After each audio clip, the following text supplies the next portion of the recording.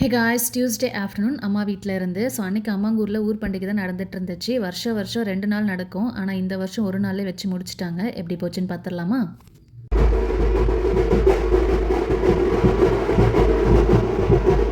மற்ற ஊர்லலாம் ஊர் பண்டிகை ரொம்ப கிராண்டாக செஞ்சு பார்த்துருக்கேன். ஆனால் எங்கள் ஊரில் ரொம்ப சிம்பிளாக தான் செஞ்சுருக்குறாங்க. இந்த வருஷம் ரொம்பவே சிம்பிளாக தான் இருந்துச்சு. ஃபஸ்ட்டு மாரியம்மன் கோவிலுக்கு பொங்கல்லாம் வச்சு கூழ் ஊற்றிட்டு சாமி கும்பிட்டுட்டு வீட்டுக்கு கிளம்பி வந்துட்டோம். ஸோ வந்து லஞ்ச்லாம் சாப்பிட்டுட்டு இன்னும் 2 இடத்துல பொங்கல் வைக்கிறதுக்காக தேவையான திங்ஸ்லாம் எடுத்துகிட்டு கிளம்பியாச்சு. அண்ட் செகண்ட் வந்து பார்த்திங்கன்னா, நிலத்தில் சாமுண்டீஸ்வரி அம்மன் இருக்கும். ஸோ இங்கே வந்து எல்லாருமே பொங்கல் வச்சு சாமி கும்பிடுவாங்க. மொத்தம் 3 இடத்துல பொங்கல் வைப்பாங்க. ஆனால் எதுக்கு என்ன ரீசன்லாம் தெரியல. நானும் ஹிஸ்ட்ரியெல்லாம் கேட்டேன். எதுக்கு இந்த மாதிரி நிலத்தில் ஏரியிலலாம் பொங்கல் வச்சு சாமி கும்பிட்றோம் அப்படின்னு சொல்லிட்டு யாருக்குமே எதுவுமே தெரியல. சும்மா பிளைண்டாக அப்படியே முன்னாடி இருக்க ஜென்ரேஷன் எப்படி ஃபாலோ பண்ணுவாங்களோ அப்படி தான் எல்லாருமே ஃபாலோ பண்ணிட்டு இருந்தாங்க. அண்ட் லாஸ்ட்டாக எங்கள் ஊர் ஏரியில் ஒரு அளவுக்கல் இருக்கும். ஸோ அதுக்கு வந்து மஞ்சள் குங்குமம் பூவெல்லாம் வச்சு அம்மா நாட்டை அலங்காரம் பண்ணுவாங்க. அதுக்கப்புறம் அங்கே போய் பொங்கல் வச்சு சாமியெல்லாம் கும்பிடுவோம். அவ்வளோதான். இதுதான் எங்களோட ஊர் பண்டிகை. இப்படி தான் நாங்கள் வருஷம் சாமி கும்பிட்டுருக்கோம்.